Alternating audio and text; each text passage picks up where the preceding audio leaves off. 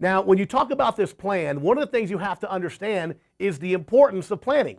One of my favorite books is The 7 Habits of Highly Effective People, and habit 2 in that book is beginning with the end in mind. And what this refers to is that for a business, for a life, for a trip to Disney World, whatever it is, you need to have a vision of the outcome. You have to see the end game, right? Because when you look at your business and you see the end game, it makes it much easier to work backwards and figure out what you have to do today. This is especially important, for example, in budgeting your revenue goals for the year. Stop and think about it. Let's say next year in 2020, you want to do $1 million.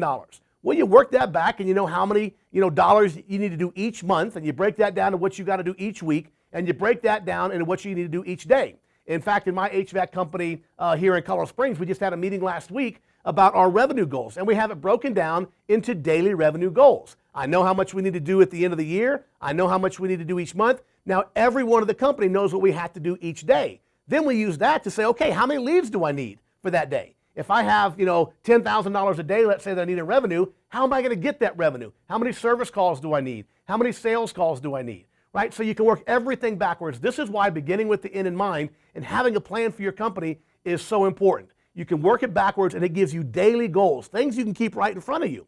It also helps you on a daily basis to measure. Am I ahead of my goal for the year? Am I behind? Every single day, you know exactly where you are. This is why having a plan, aka a budget, is so important for your business. Now, not just on the financial side, but you need a plan, for your labor requirements. How many people are you going to need next year? How many vehicles are you going to need next year? Right? How many leads do you need? I mentioned that with the marketing. So you got to work everything backwards so you can see what you need on a daily basis. And it's not that hard to do. You know your busy months, your slow months. So you take that $1 million, let's say if that's your target, and you know what months you're going to do the most, and you can do a little more of those months, and your slow months, you can back that off a little bit. And so you adjust with what you know the industry is going to do given the ups and downs of the weather patterns in your market. But you got to have that plan. The other component of this is leadership itself, right? One of the things we know in leadership is that we have to lead from the trenches.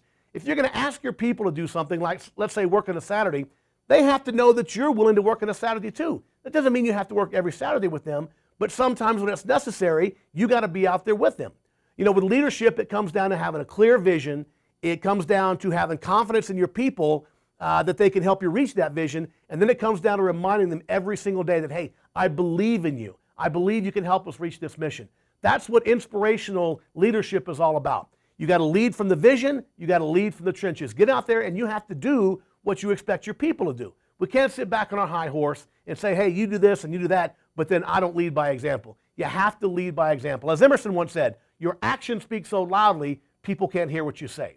So when it comes to planning, you got to plan. When it comes to leadership, you got to lead. That's all there is to it. It's that simple.